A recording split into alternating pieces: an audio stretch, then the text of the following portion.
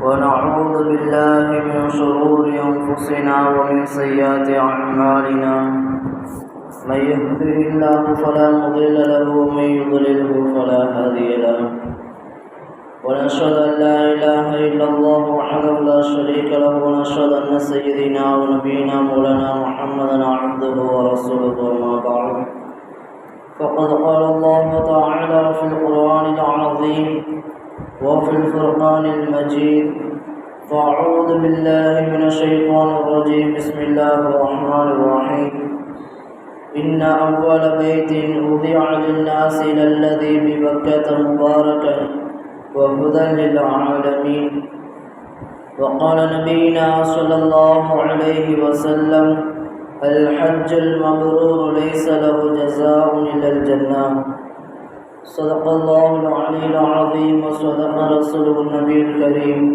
ونحن على ذلك من الشاهدين والشاكرين والحمد لله رب العالمين எல்லா புகழும் புகழ்ச்சியும் உள்ளவனாகிய அல்லாஹ் ஒருவனுக்கு உரித்தாகட்டுமாக.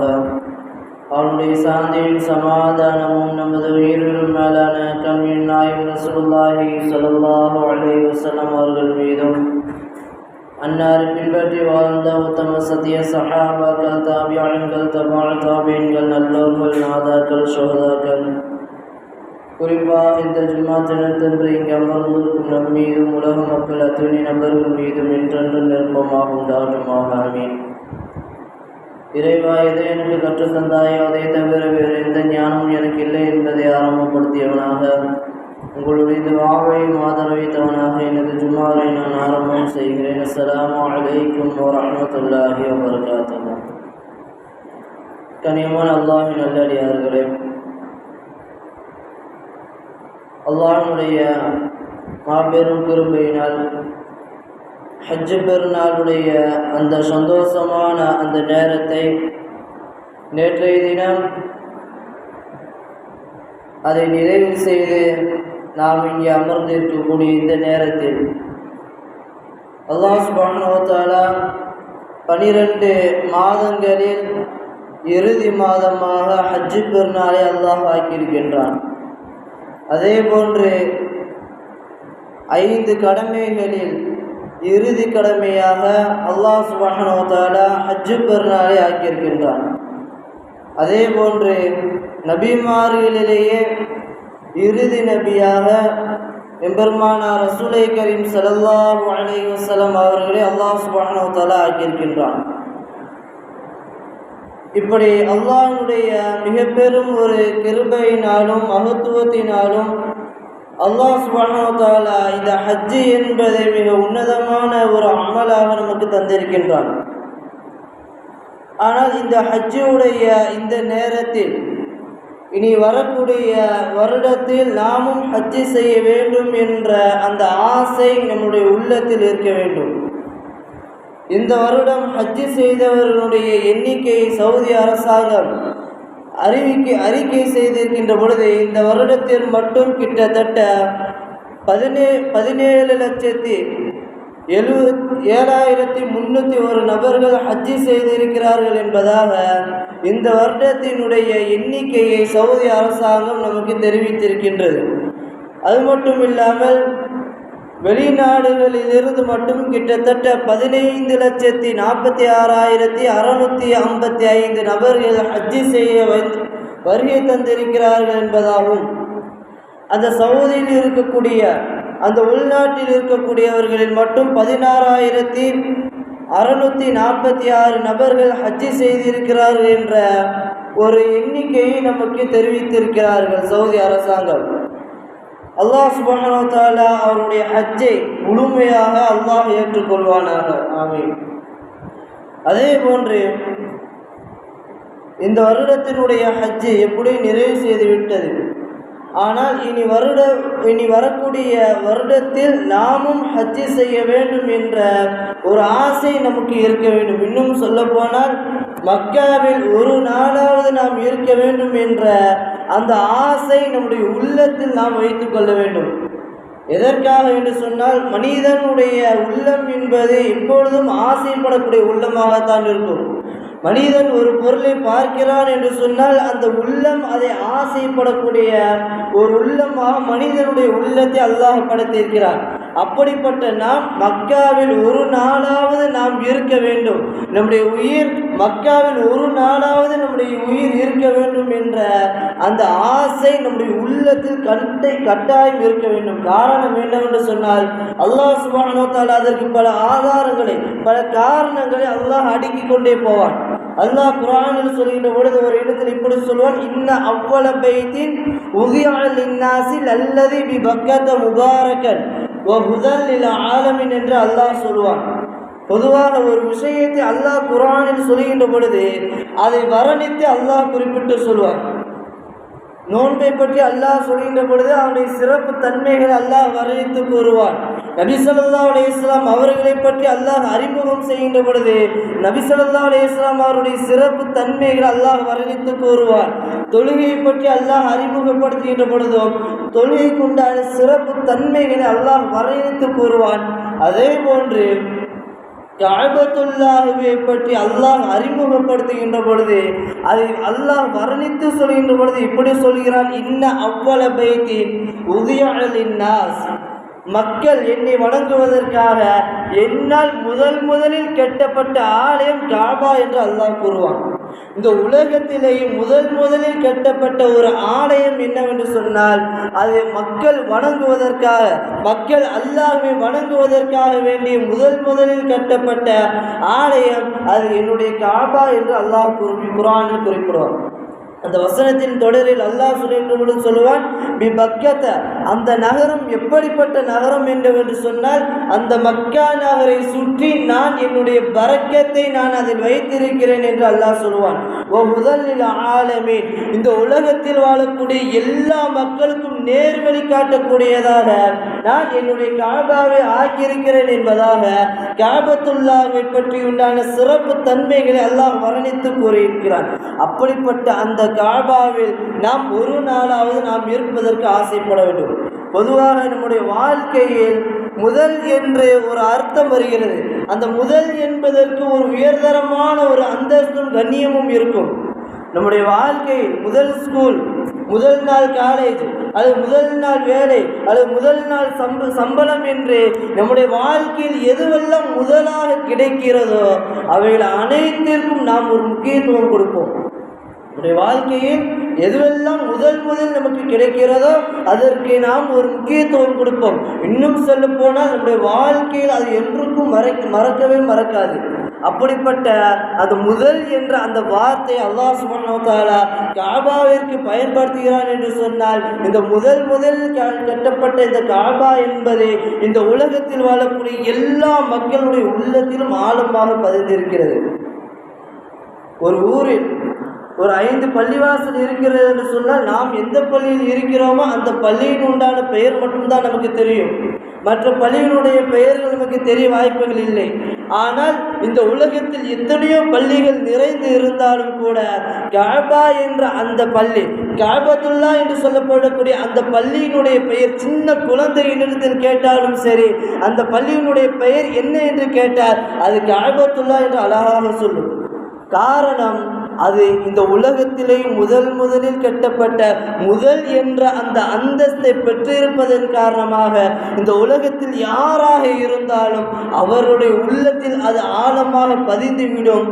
அதனால்தான் அல்லாஹ் குர்ஆனில் சொல்கின்ற பொழுது இன்ன அவ்வல் என்று சொன்னால் முதல் என்ற அர்த்தத்தை கொடுக்கும். அப்ப இன்ன அவ்வள பைத்தின் முதலில் கட்டப்பட்ட காபா என்பதாக அல்லாஹ் சொல்கிறானே, அப்படிப்பட்ட அந்த காபாவில் நாம் ஒரு நாளாவது இருப்பதற்கு நாம் நம்முடைய உள்ளத்தை ஆசைப்படுத்த வேண்டும். அடுத்ததாக அல்லாஹ் ஏன் ஒரு நாளாவது அந்த இடத்தில் இருக்க வேண்டும் என்ற அந்த ஆசை நாம் ஏற்படுத்த வேண்டும் என்பதற்கு அல்லாஹ் இன்னொரு வசனத்தில் அல்லாஹ் குறிப்பிட்டு சொல்கின்ற பொழுது சொல்லுவான், 5000 ஆண்டுகளுக்கு முன்பு நடந்த ஒரு நிகழ்வு அல்லாஹ் குறிப்பிட்டு சொல்வான், வஅذِّنُ فِي النَّاسِ بِالْحَجِّ يَأْتُوكَ رِجَالًا وَعَلَى كُلِّ ضَامِرٍ يَأْتِينَ مِنْ كُلِّ فَجٍّ عَمِيقٍ. இப்ராஹிம் அலைஹிஸ்ஸலாம் அவர்களிடத்தில் காபாவை கட்டுவதற்கு கட்டளையிட்டார். இப்ராஹிம் அலைஹிஸ்ஸலாம் அவர்கள் காபாவை கட்டி முடித்து விட்டார்கள். அந்த நேரத்தில் அல்லாஹ் சொல்கிறான், வஅதீனு ஃபின்னாஸ் பில் ஹஜ், இப்ராஹிமே ஹஜ்ஜுக்காக வேண்டி நீங்கள் மக்களுக்கு அழைப்பு கொடுங்கள் என்று சொன்ன பொழுது இப்ராஹிம் அலைஹிஸ்ஸலாம் அவர்கள் சொன்னார்கள், யா அல்லாஹ், எந்த ஒரு ஆள் நடமாட்டமும் இல்லாத இந்த இடத்தில் யாருக்கு நான் அழைப்பு கொடுப்பது என்று கேட்ட பொழுது அல்லாஹ் சொன்னான், நீங்கள் அழைப்பு கொடுங்கள். அந்த அழைப்பை கேட்டு மக்கள் எப்படி வருவார்கள்?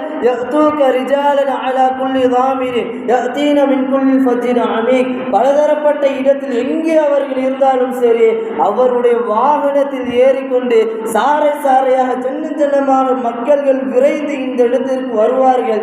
நீங்கள் அழைப்பு கொடுங்கள். அல்லாஹ் சொன்னானே, என்னை ஈமான் கொண்டவர்கள், என்னை பிரியப்பட்டவர்கள், நான் கொடுத்த அந்த அழைப்பின் காரணமாக இந்த காபாவிற்கு அவர்கள் வருகை தருவார்கள் என்று நம்மின் மீது அல்லாஹ் நம்பிக்கை வைத்திருக்கிறான் என்று சொன்னால், அதற்காக வேண்டியாவது நாம் ஒரு நாளாவது மக்காவில் நாம் இருப்பதற்கு நாம் ஆசைப்பட வேண்டும். அல்லாஹ் நம் அனைவருக்கும் அந்த பாக்கியத்தை தந்தருள்வானாக. பெருமானார் ரசூலுல்லாஹி ஸல்லல்லாஹு அலைஹி வஸல்லம் அவர்கள் மக்கள் ஹஜ்ஜுக்காக வருகை தர வேண்டும் என்பதற்காக நபி ஸல்லல்லாஹு அலைஹி வஸல்லம் அவர்கள் ஹஜ்ஜு செய்கின்ற பொழுது ஒவ்வொரு இடத்திற்கும் சென்று மக்களினுடைய அந்த ஆசையை தூண்டும் விதமாக செயல்படுத்துவார்கள். பெருமானார் ஸல்லல்லாஹு அலைஹி வஸல்லம் அவர்கள் நினைத்திருந்தால் ஹஜ்ஜுக்காக இஹ்ராம் கட்டினார்கள், ஹஜ்ஜுக்காக தவாஃப் செய்தார்கள், சஅய் செய்தார்கள் என்று அதற்குண்டான அமல்களை செய்து கொண்டு அப்படியே ஹஜ்ஜை நிறைவு செய்திருக்கலாம்.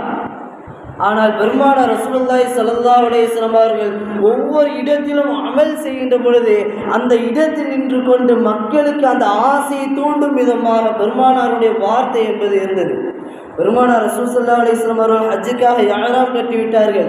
இஹ்ராம் கட்டியதற்கு பிறகு ஒரு இடத்திற்கு சென்று கொண்டிருக்கக்கூடிய அந்த நேரத்தில் ஒரு தண்ணீர் ஓடக்கூடிய அந்த ஓடை தெரிகிறது. பெருமானார் சஹாபாக்களிடத்தில் கேட்கிறார்கள், ஐயுன் ஹாதா ஹாதே, இது என்ன ஓடை என்று கேட்கின்ற பொழுது சஹாபாக்கள் சொன்னார்கள், யா ரசூலுல்லாஹ், இந்த ஓடைக்கு அஸ்ரக் என்று பெயர் சொல்லப்படும்.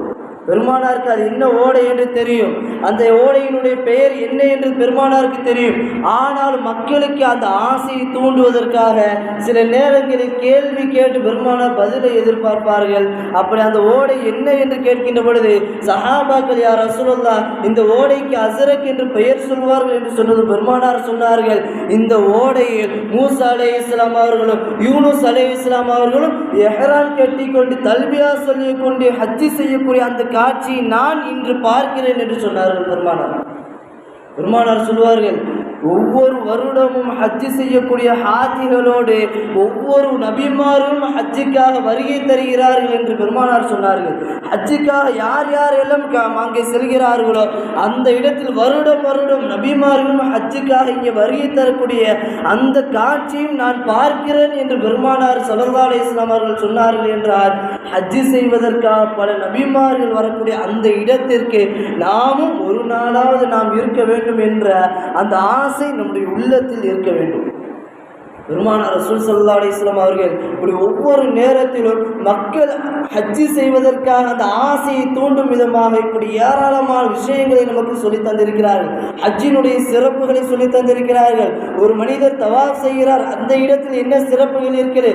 ஹஜ்ருல் அஸ்வத் கல்லை ஒரு மனிதர் முத்தமிடுகிறார் என்று சொன்னால் பெருமானார் சொன்னார்கள், யார் ஒருவர் ஹஜ்ருல் அஸ்வத் கல்லை தன் கரத்தால் தொட்டு தன் நாவால் முத்தமிடுகிறாரோ அவருடைய பாவங்கள் அனைத்தும் அழிக்கப்பட்டு அவருடைய பாவத்தின் காரணமாக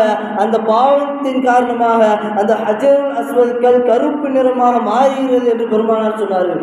சொர்க்கத்திலிருந்து அந்த ஹஜ்ருல் அஸ்வத்கள் பூமிக்கு இறக்கப்படக்கூடிய அந்த நேரத்தில் பால் நிறத்தில் வெள்ளை நிறத்தில் அந்த ஹஜ்ருல் அஸ்வத்கள் இருந்தது.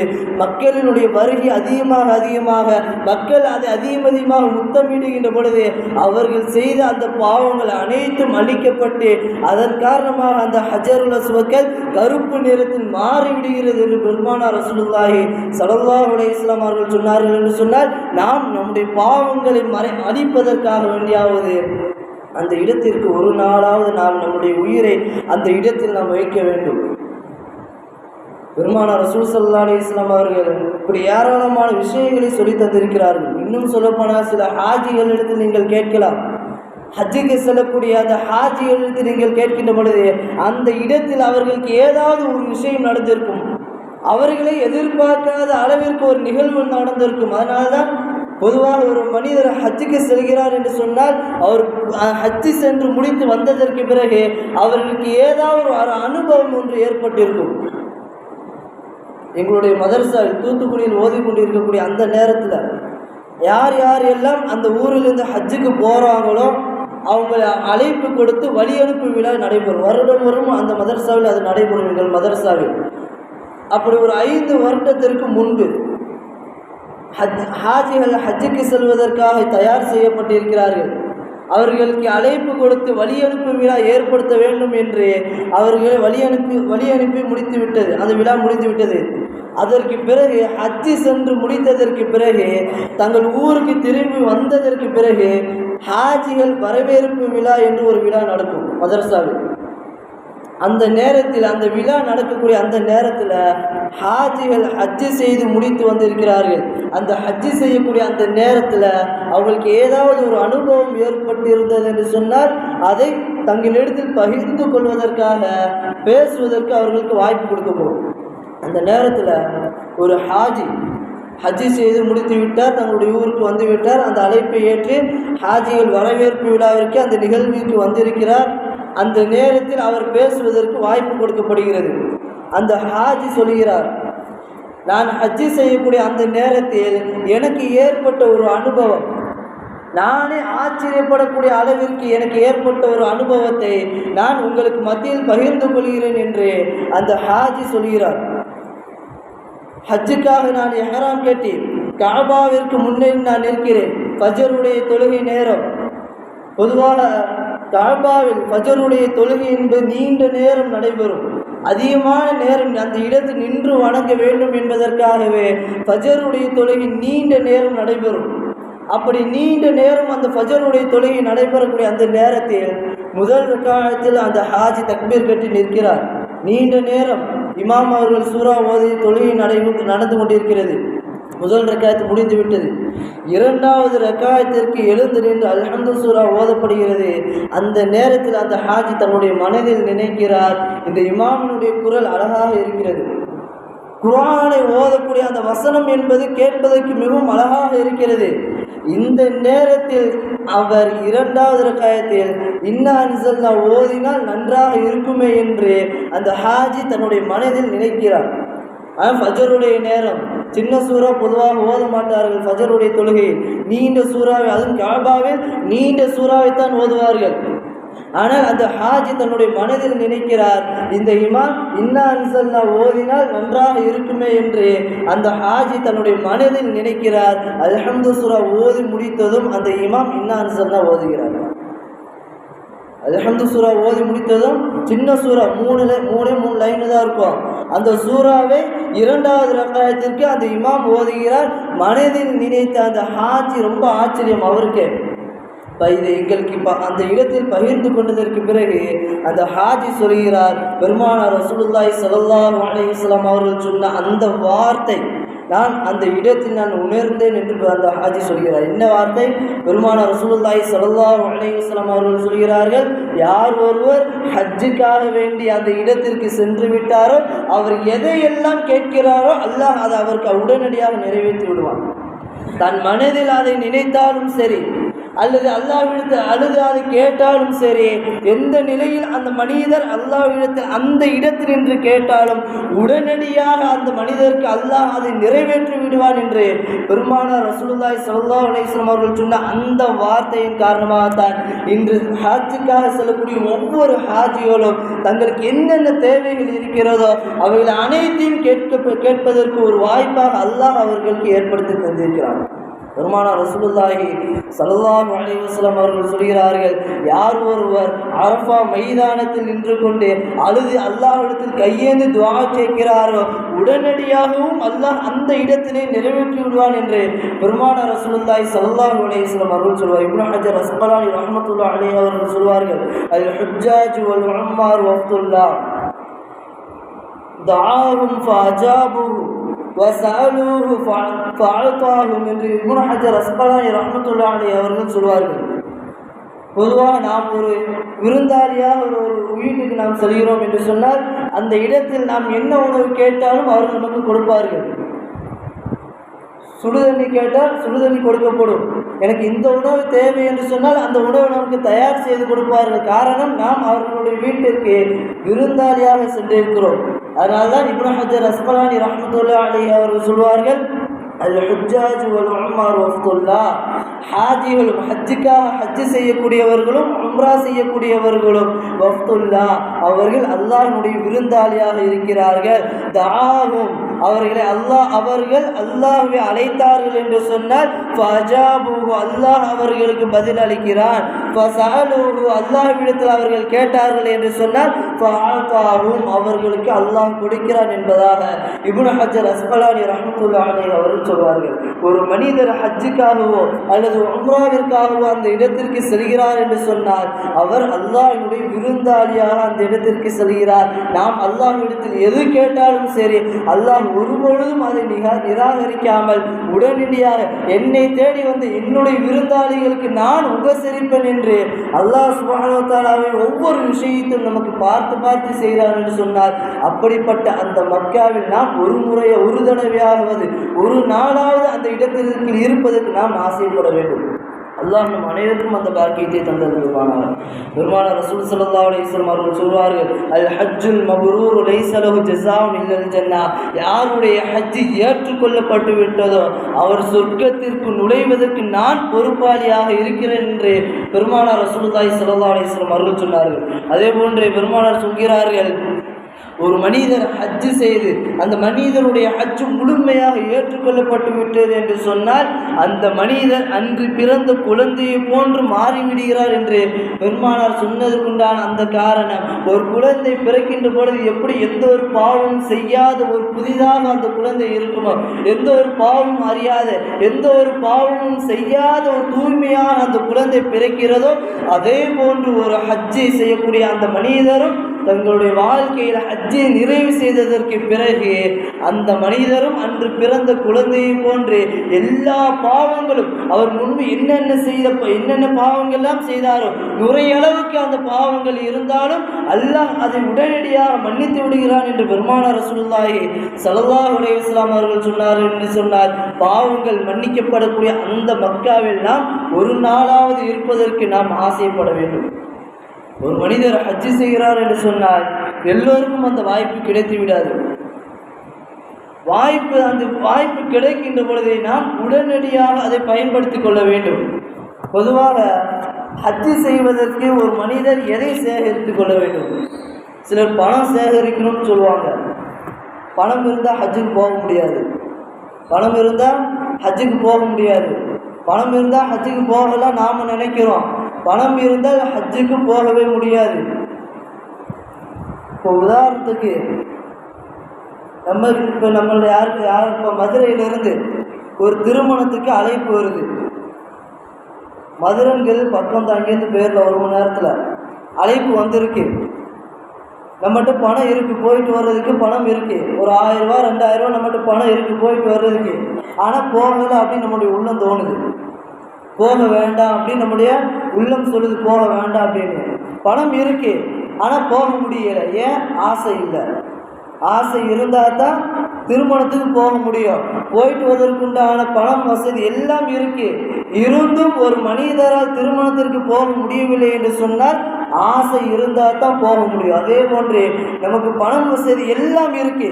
எல்லாம் இருந்தாலும் அல்லாஹ் யாரை நாடுகிறானோ அவங்களால் மட்டும்தான் போக முடியும்.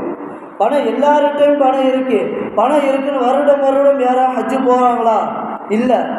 ஆனால் பணம் இருந்தால் யாரும் ஹஜ்ஜுக்கு போக முடியாது. காரணம், அந்த மனிதரிடத்தில் ஹஜ்ஜுக்கு போகணும் என்ற அந்த ஆசை உள்ளத்தில் இருந்தால் மட்டும்தான் அல்லாஹ் அந்த மனிதரை ஹஜ்ஜுக்கு அழைத்து செல்வார்.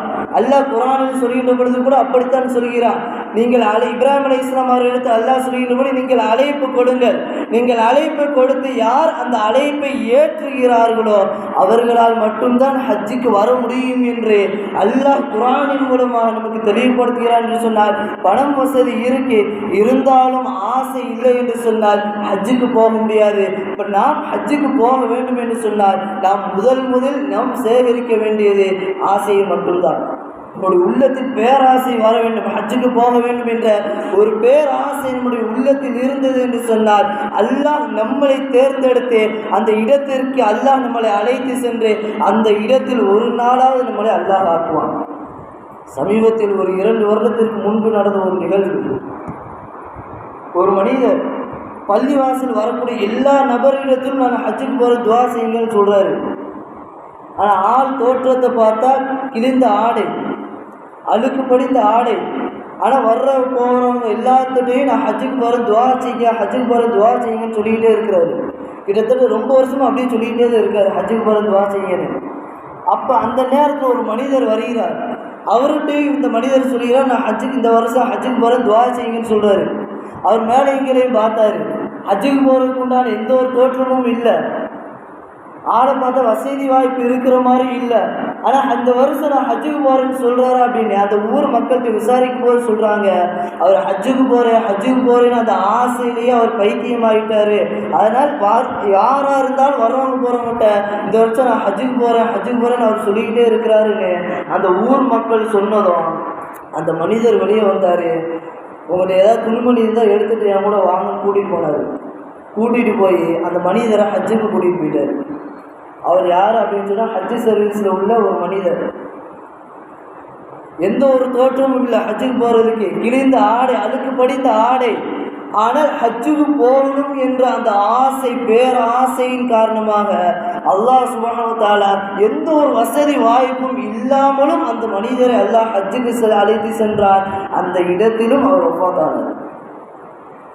அல்லாஹ் அவருடைய வஃபாத்தை எங்கே எழுதி வச்சிருக்கான்? அந்த இடத்தில் அவர் மரணிக்க வேண்டும் என்று அல்லாஹ் எழுதி வைத்திருந்தான். அதனால் அந்த மனிதர்களுடைய உள்ளத்தில் ஆசை அதிகமாக ஏற்பட்டது. ஆசை ஏற்பட்டு அல்லாஹ் சுப்ஹானஹு வ தஆலா அந்த மனிதரை ஹஜ்ஜுக்கு அழைத்து சென்று அந்த இடத்திலேயும் அல்லாஹ் அவருடைய உயிரை எடுத்தான் என்று சொன்னால் நாம் நம்முடைய உள்ளத்தில் முதலில் ஆசை நாம் வளர்க்க வேண்டும். ஹஜ்ஜுக்கு போக வேண்டும் என்ற அந்த ஆசையை நாம் இந்த வருடத்திலிருந்து நம்முடைய ஆசையை நம்ம வளர்த்து கொண்டோம் என்று சொன்னால் என்றோ ஒரு நாள் அல்லாஹ் நம்முடைய ஹஜ்ஜை அல்லாஹ் நமக்கு கட்டாயம் நமக்கு தருவான். சென்ற வருடம் கூட ஒரு நாட்டிலிருந்து ஒரு மனிதர் ஹஜ்ஜுக்கு செல்லக்கூடிய அந்த நேரத்தில் விமானம் சென்று விட்டது. ஆனால் அந்த மனிதர் ஹஜ்ஜுக்கு செல்லாமல் விமானம் அந்த இடத்திலே இருந்து விட்டார். விமானம் சென்று விட்டது. ஏதோ ஒரு பழுது ஏற்பட்டது காரணமாக மீண்டும் அந்த இடத்திற்கு விமான நிலையத்திற்கு அந்த விமானம் வருகிறது. ஆனாலும் அந்த மனிதர் அந்த இடத்திற்கு போக செல்கின்ற பொழுது அந்த இடத்தில் இருக்கக்கூடியவர்கள் நீங்கள் அங்கு செல்லக்கூடாது என்று தடுத்து விட்டார்கள். மீண்டும் அந்த விமானம் சென்றது, மீண்டும் பழுதானது காரணமாக மீண்டும் வந்துவிட்டது. இப்படி 3 தடவை தொடர்ந்து நடைபெறுகிறது. அந்த நேரத்தில் தான் அந்த பைலட் சொல்கிறார், அந்த மனிதர் வந்தால்தான் விமானம் செல்லும் என்று சொன்னதும் அந்த மனிதரையும் ஹஜ்ஜுக்கு விமானத்தில் ஏற்றி சென்றார்கள். அந்த விமானமும் சென்றது. அந்த ஹஜ்ஜுக்கும் சென்றார். ஹஜ்ஜை முடித்ததற்கு பிறகு அந்த மனிதர் அந்த இடத்திலே மரணமடைந்தார் என்ற செய்தியையும் நாம் வலைதளங்களில் நாம் பார்த்து வருகிறோம். அப்போ ஹஜ்ஜுக்கு போக வேண்டும் என்பதற்கு ஒரு மனிதத்தில் பணம் இருந்தால் மட்டும் போதாது, ஆசை உள்ளத்தில் இருந்தால் மட்டும்தான் அந்த மனிதரால் ஹஜ்ஜுக்கு செல்ல முடியும் என்பதை அல்லாஹ்வே நமக்கு ஒரு குர்ஆன் வசனத்தின் மூலமாக நமக்கு தெளிவுபடுத்துகிறார் என்று சொன்னால் நாம் ஹஜ்ஜுக்கு செல்ல வேண்டும் என்ற அந்த ஆசையை நாம் நம்முடைய உள்ளத்தில் வளர்க்க வேண்டும். ஒரு நாளாவது அந்த இடத்தில் நாம் இருக்க வேண்டும் என்ற அந்த ஆசையை நாம் வளர்த்து கொண்டோம் என்று சொன்னால் அல்லாஹ் சுப்ஹானஹு வ தஆலா நமக்கு ஹஜ்ஜு செய்யக்கூடிய பாக்கியத்தை அல்லாஹ் நம் அனைவருக்கும் தருவார். இனி வரக்கூடிய வருடத்தில் அல்லாஹ் சுப்ஹானஹு வ தஆலா நம் அனைவருக்கும் ஹஜ்ஜு செய்யக்கூடிய பாக்கியத்தை அல்லாஹ் நம் அனைவருக்கும் தருவானாக. வாஹிர் தஅவானா அல்ஹம்துலில்லாஹி ரப்பில் ஆலமீன். அஸ்ஸலாமு அலைக்கும் வரஹ்மத்துல்லாஹி வபரகாத்துஹு.